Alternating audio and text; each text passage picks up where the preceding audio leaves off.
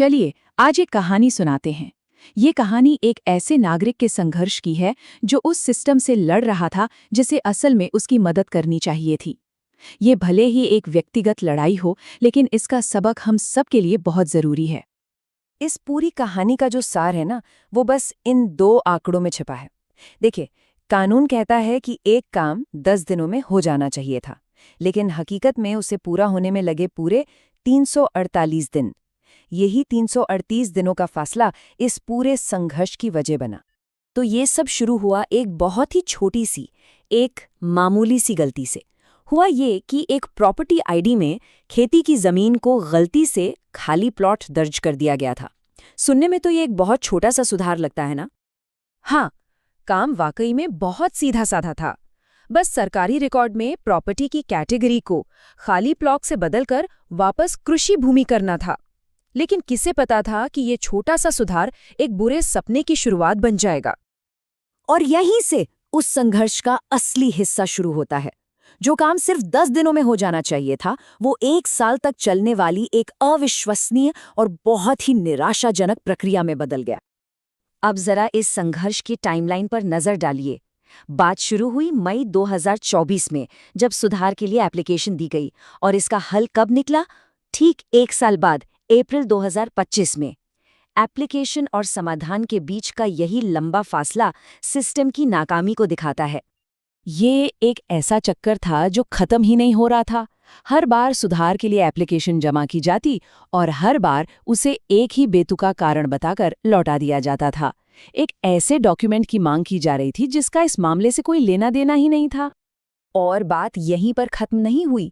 जब मामले को आगे बढ़ाने के लिए पहली और दूसरी अपील जैसे तरीकों का इस्तेमाल किया गया, तो उनसे भी कोई राहत नहीं मिली। वो भी पूरी तरह बेअसर रहीं। जब सारे दरवाजे बंद हो गए, तब कहानी में एक नया मोड़ आया। एक आखिरी उम्मीद बची थी। सारे विकल्प आजमाने के बाद नागरिक ने उस संस्था से मदद मांगी जिसे बनाया ही ऐसी देरी को रोकने के लिए गया है, हरियाणा सेवा का अधिकार आयोग। तो ये आयोग है क्या? देखिए, ये एक सरकारी संस्था है जिसका एकमात्र मकसद ये पक्का करना है कि लोगों को सरकारी सेवाएं सही समय पर बिना किसी परेशानी के मिले। मतलब इस कहानी में ये एक उम्मीद की एक किरण की तरह था। शुरुआत में तो लगा कि चलो अब शायद न्याय मिल ही जाएगा। आयोग ने ये माना भी कि हाँ, अधिकारी ने मामले को ठीक से हैंडल नहीं किया था और नागरिक की शिकायत बिल्कुल जायज थी। लेकिन फिर जो हुआ, उसने सारी उम्मीदों पर पानी फेर दिया।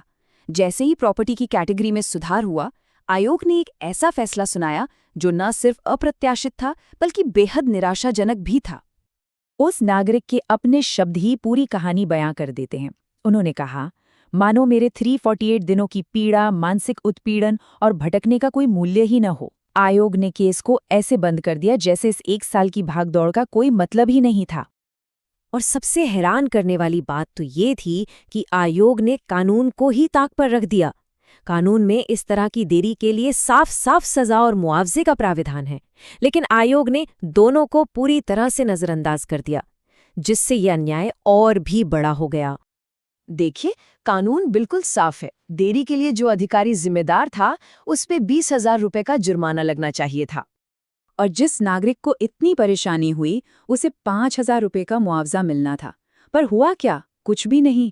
आयोग ने इनमें से कुछ भी लागू नहीं किया।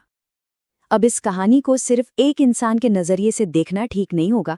ये एक ऐसी समस्या का आईना है जिसका सामना न जाने कितने आम नागरिक और किसान हर रोज करते हैं। ये कहानी असल में उन सभी लोगों की है जो अपनी जमीन के हक के लिए लड़ते हैं, सरकारी रिकॉर्ड की गलतियां सुधरवाने के लिए चक्कर काटते हैं, या कभी भी ऐसी किसी ब्यूरोक्रेटिक मिस्टेक का शिकार हुए हैं। ये सिर्फ एक व्यक्ति का नहीं, बल्कि अनगिनत लोगों का अनुभव है। तो आखिर में एक बहुत बड़ा सवाल हमारे सामने खड़ा होता है। जब न्याय देने वाली संस्थाएं ही अपने कर्तव्य से मुंह मोड़ लें, तो फिर आम नागरिक आखिर जाए तो जाए कहाँ?